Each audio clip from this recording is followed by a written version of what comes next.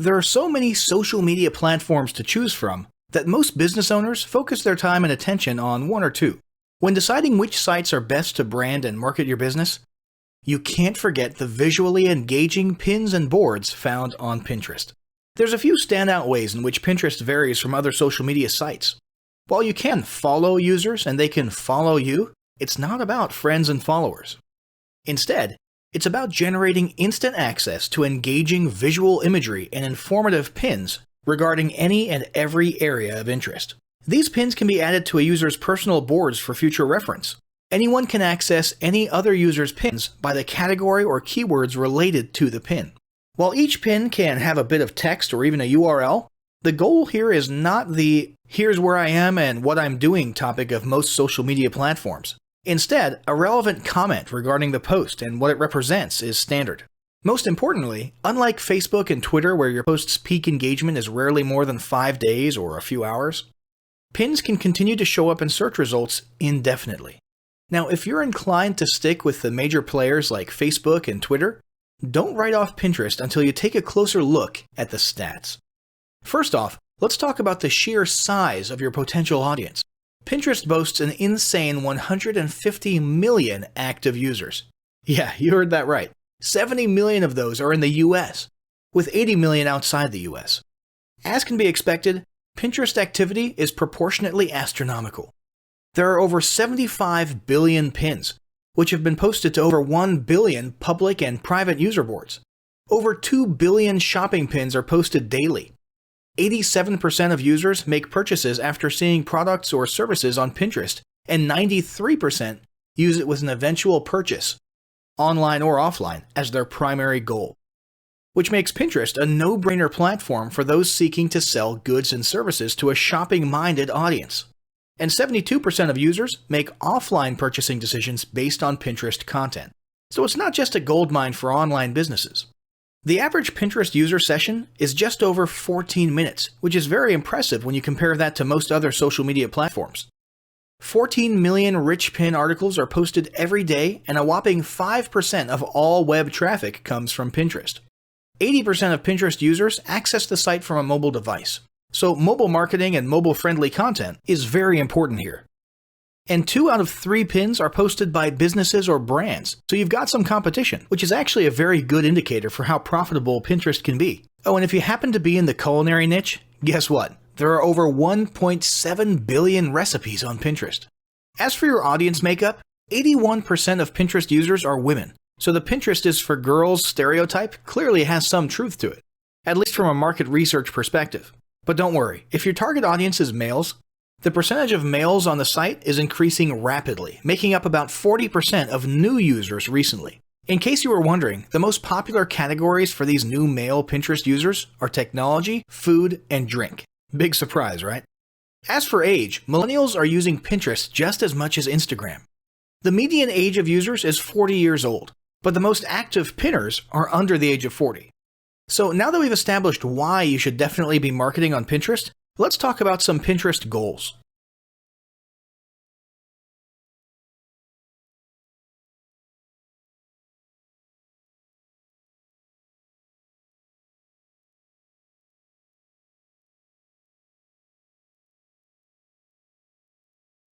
Establishing marketing goals is critical to the success of your Pinterest marketing. Countless entrepreneurs and businesses have set up a Pinterest presence, made a few posts, and then let it sit untouched for months or even years. This is usually due to a lack or absence of goals. So, before you even begin establishing any sort of Pinterest presence strategy, you need to establish clear marketing goals. Your goals should be specific, measurable, and attainable.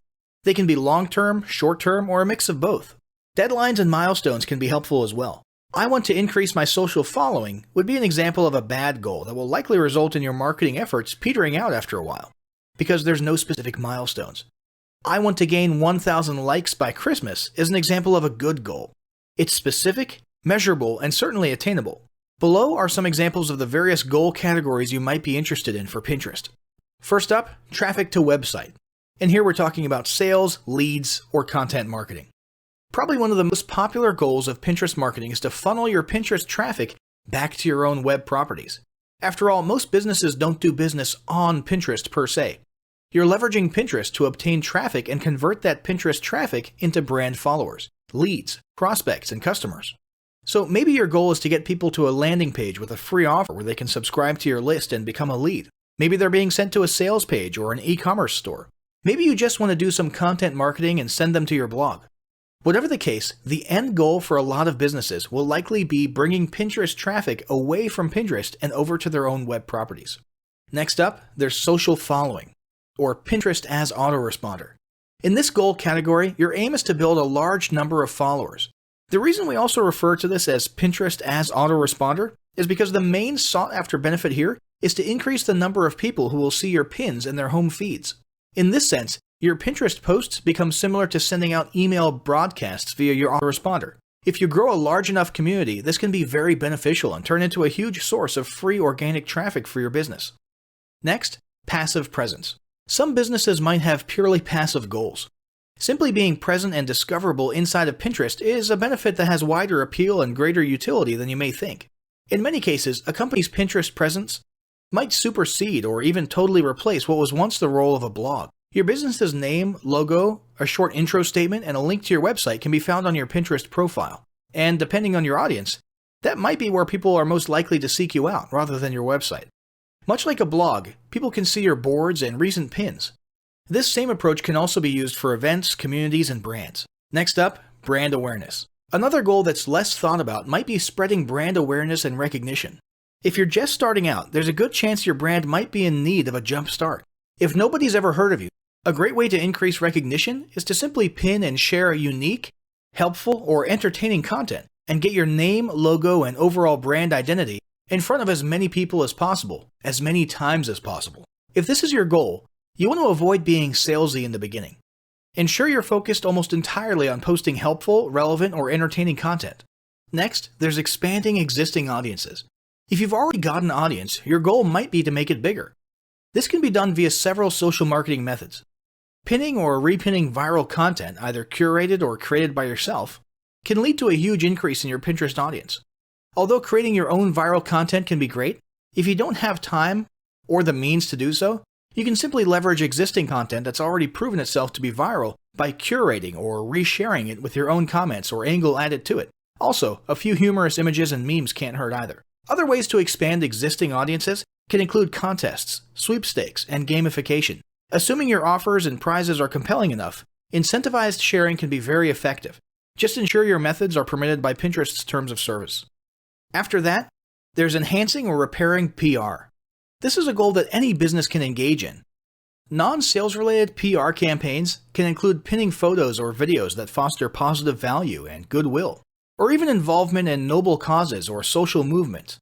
On that last one though, be careful not to alienate half your prospects if the movement is too political or ideological. Did your business recently donate to a charity, or build a school in a third world country? Serve food at a local pantry? These are all things to pin about. These don't necessarily need to be about things that your business participated in. They can be content about general things like a heartwarming video about helping the poor or caring for the elderly. Special holidays like Christmas, Thanksgiving, or Mother's Day also present opportunities to leverage emotions, foster goodwill, and enhance your public relations. If necessary, PR repair can be done as well. If your business recently had a mishap or did something that caused negative PR, a campaign of PR enhancement like described above can work wonders in improving your public image. Last but not least, there's market research. This is a hugely beneficial goal of Pinterest marketing. If you're just starting your business or going down a new path, Pinterest can be an excellent place to learn more about your audience and your market. This can be done in a structured way by pinning to things like surveys and questionnaires, or in a less structured way by simply engaging with your audience, commenting, asking questions, and so on. Also, lurking or conversing in Pinterest boards related to your industry can teach you a ton about what your customers want and who they are. Beyond that, you can monitor your competitors' profiles and boards to see what their customers like and what they're complaining about, so you can adjust your business accordingly.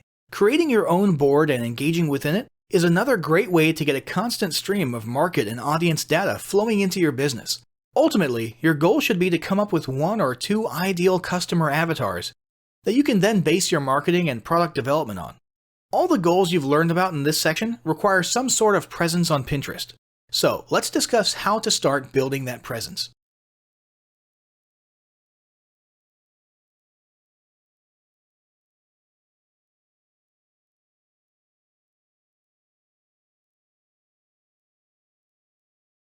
First, let's talk about setting up your Pinterest profile. Pinterest profiles are short and sweet, but don't underestimate the importance of a quality profile. Ideally, your Pinterest account should be your business name, if it's not already taken. If already taken, get as close as possible. Or if your business is one that doesn't seem PIN conducive, like a bank or a credit union, create a business Pinterest page for an adjacent topic.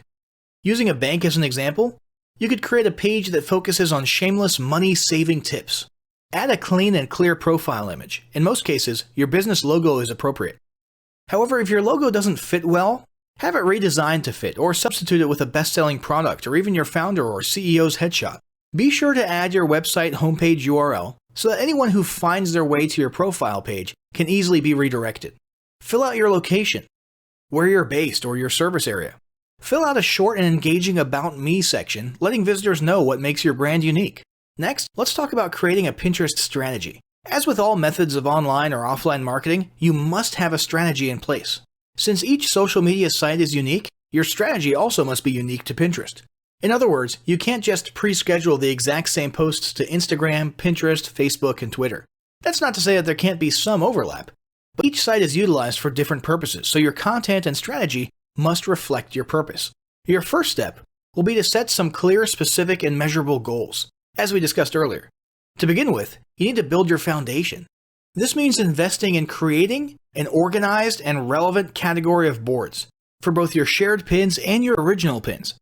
Then you need to begin posting regularly to build your followers and number of pins. Once you have a foundation, continue posting at least 3 to 5 times a week with the goal of getting your website traffic from Pinterest at or above the average of 5%. To determine the percentage of those who transfer from Pinterest to your website, landing page, or linked URL, you should set up Google Analytics. You can also use your preferred analytics software or view the analytics provided by Pinterest. Your page must be set up as a business account to view Pinterest analytics. What you're looking for is which pins do the best so that you can create similar yet unique pins. Let's talk about setting up rich pins. Rich pins simply mean that you can provide in-depth context about your pin. There are currently 4 rich pin options: app, product, recipe, and article. For example, a product-rich pin could automate the current price featured on your website and might let the customer know if the product is in stock. You need to apply for rich pins, which is fast and approval is easy. Pinterest really just needs to verify that you're legitimate and that you have the basic metadata requirements. Next, there's promoted pins. The focus of this marketing guide is to help you design an organic Pinterest marketing plan, but we do want to make sure you're aware of all of your options. If you want to hyper-target your demographic, you can invest in paid promoted pins. Promoted pins increase engagement by 2 to 5% and drive more targeted traffic directly to your website or sales funnel or opt-in page. Your pay-per-click promoted pins offer advanced analytics and tips on what similar competitors are bidding on and which products are currently trending. The primary benefit of Pinterest paid advertising is that the cost per click is much lower than Google PPC. In most cases, you can bid under 50 cents per click and generate impressive conversions. Selecting your keywords is also far more intuitive. Now that we've talked a little bit about getting started on Pinterest, let's move on to Pinterest content ideas and best practices.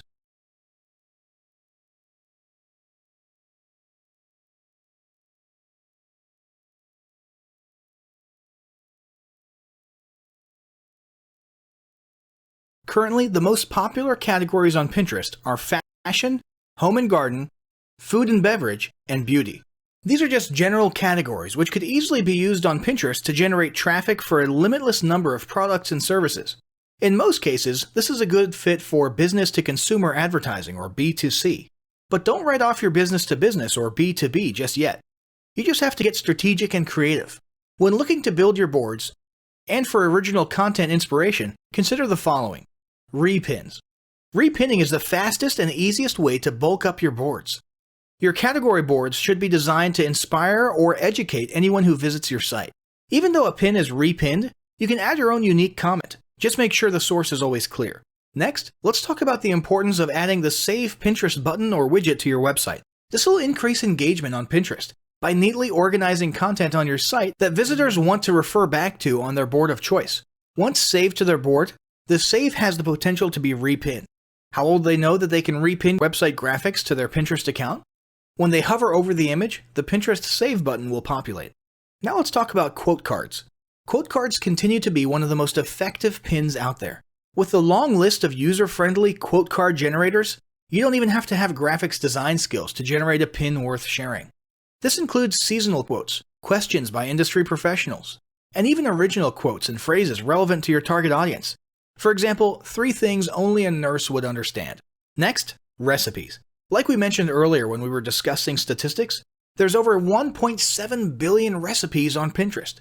Now, you don't want to post recipes if they're not relevant to your brand, product, or services. But if you're in any way related to food, health, beauty, fitness, or home, recipes can be a part of your mix. Next, there's infographics. Infographics come in many forms and are a visually engaging method of delivering fun facts, educational facts, product facts, or any information relevant to your primary target audience. Again, you can invest in infographic software to design your own. The great thing about infographics is that you can post them to Pinterest, your website, blogs, online content, and your other social media channels. You can even print them out for offline marketing purposes. These don't have to be the typical long-form infographics. They can just be a little square with 4 or 5 facts. Next, there's visually engaging imagery. If you're new to Pinterest, then now is the time to start browsing. What you're searching for is the quality of the photos that are performing well, the ones with lots of repins and comments. What you'll notice is that most of the posts look as though they're professionally photographed. You might not have the budget for professional photography, which is where do-it-yourself editing tools come in. Add a filter and adjust lighting, and you can make most photos look better. Just make sure your editing does not misrepresent the color of your product. Then there's casual product placement. Your photos and graphics need to accurately reflect your brand, but that doesn't mean your product needs to be front and center. In some cases, front and center might be the best way to go, but in most cases, not so much. For example, if you sell luxury interior paint, well, you can only have so many photos of your paint can, paint on the wall, brushes, or of painting in the act.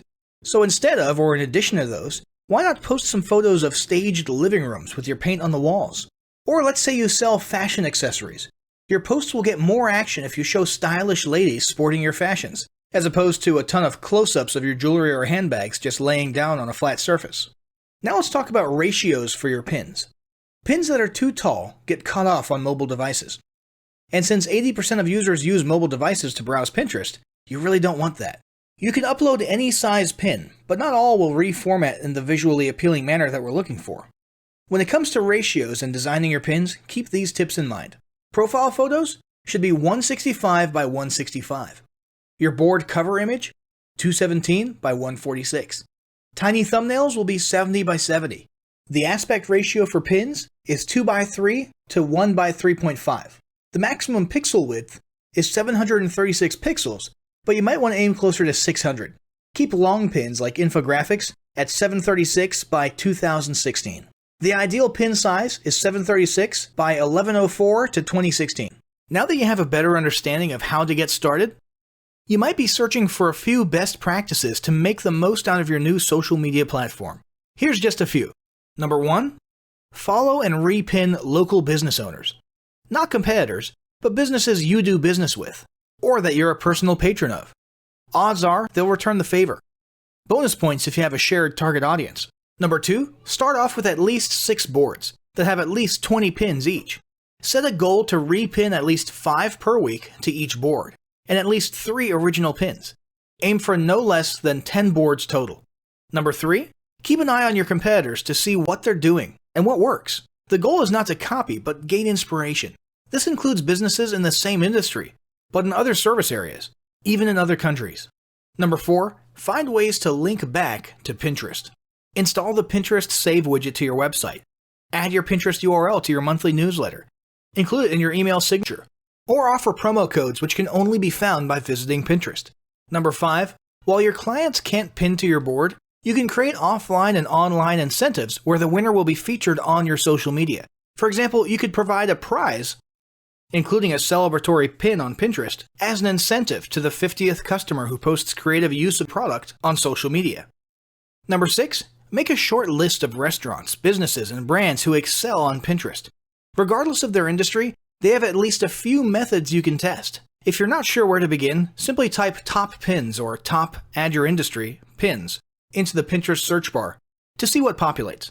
Number 7, don't utilize Pinterest to spam your followers, but feel free to send direct messages to those who leave comments. Pinterest success will not occur overnight, but with steady activity and engagement, your organic marketing will begin to drive quality leads to your business, website, and sales funnels. Now, as great as all of this info is, it's not going to be of any use to you or your business if you don't apply what you've learned. So, roll up your sleeves and get ready to execute the steps in the following battle plan. Step 1. Spend an hour brainstorming your Pinterest marketing goals. Step 2. Think about what kind of boards and pins are most useful for your business or niche and develop a content plan. Step 3. Take 15 minutes to create and optimize a Pinterest account and at least 6 boards in accordance with what you learned in this guide. Step 4. Start filling your boards with pins, at least 5 each for starters, and begin implementing the best practices we discussed earlier.